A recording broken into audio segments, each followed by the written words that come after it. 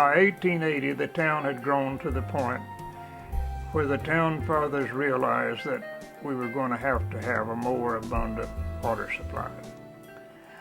It was going to have to get modern, so to speak. The wells were still here, the cisterns were still here, and at that time a spring or two might have been still flowing. I'm pretty sure the King Spring was still running at that time.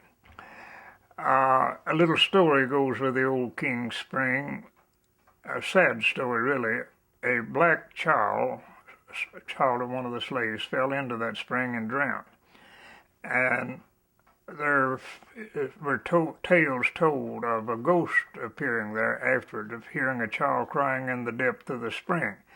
But that's another story. We'll not get into that now. Let us go back to where we were. W. James, an early merchant here, one of the leading merchants, and whose daughter was the wife of the man who built my Pleasant Hill, where I reside here in Bristol, Virginia. He was one of the four leaders, the prominent leaders, in trying to get public water. He was assisted by the town's founder, Joseph Anderson, who was still living at that time, and Dr. J.F. Hicks, a prominent physician living on the Tennessee side, began to campaign to get the people of the right mind and get the city councils to act on having a public water supply. Beaver Creek was the most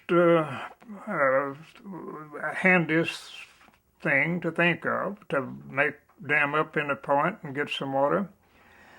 It was just a natural for a water supply. But in the downtown area, or even near the downtown area, there was not any place really suitable for that. But if you're familiar with Mary Street, you may remember where the bridge crosses Beaver on Mary.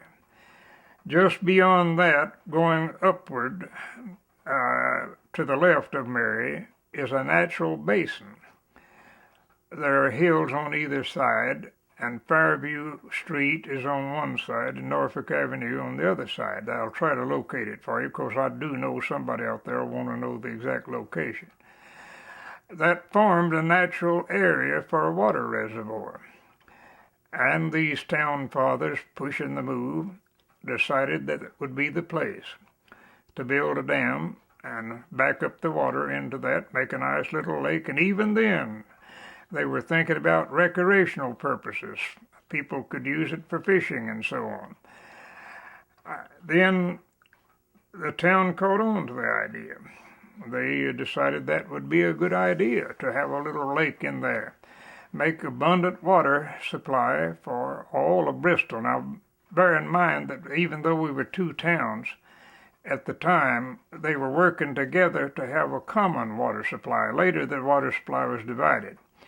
But at that time, it would have been useful for Bristol, Virginia, Bristol, Tennessee. It's called Goodson on the Virginia side, but everybody called it Bristol anyway, and half the time I just refer to it as Bristol. The depot was Bristol, and so was the post office, and so everybody called it Bristol, even though it was officially incorporated as Goodson at the time. Well, the plan went over pretty good with the people, and the city councils were also very much of the mind that maybe that's the way to go. It's not too far from downtown. It wouldn't have entailed having to put a heavy pipe down the valley there for very long, just a little short distance, and that way it wouldn't have been so expensive. But you know, strangely, and again I've said many times that if anything can happen, it has happened in Bristol. Do you know how that project was stopped? It was stopped by two psychic women. And those two psychic women were mortal enemies. But that's one time they came into agreement. One was Pocahontas Hale, who operated the largest brothel that ever existed in Bristol, down where now stands the Cameo Theater. She was not only a madam of the brothel, but she was also a herb doctor. She was a water witch. She made a lot of money by witching for wells before the time came for public water. Where I grew up, and I think it happens in this country too, people used to take a forked stick of some kind, branch from a tree, usually they said a peach tree, I don't know why it had to be a peach tree, go around holding it in their hands in a certain way. And when it pointed downward, supposedly there was water there. And they had that old rule of how many times it bobbed would mean 10, multiply it by 10 and you'd know how far it was down to the water. If it went 3 times, it's 30 feet to the water. And 4 feet and so on, 40 feet and on down, usually much lighter. But Pocahontas Hill, being different in every way, had a different way of locating the depth of the water. Now, people who actually saw her do this have told me these stories. Now, I'm not talking from way back that somebody wrote something about it, but I talked to people who actually remembered her and saw her do it. One fellow in particular said when he was a child, he remembered she came to their home at Paperville, walked all the way out there to locate a well for him. Of course, she charged $10. That's worth walking for in those days.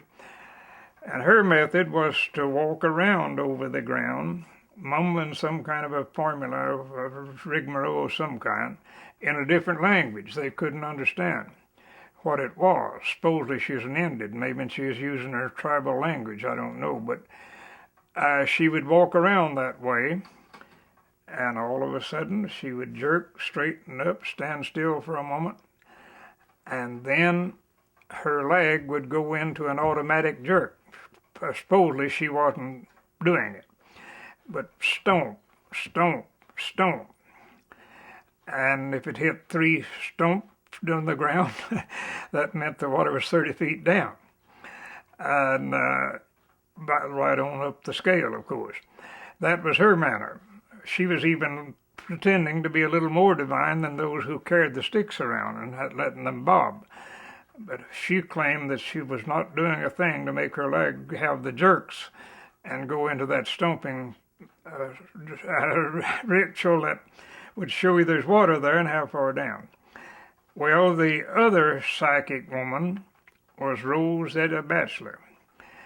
And certainly she didn't run a brothel. She was the super moralist of the town.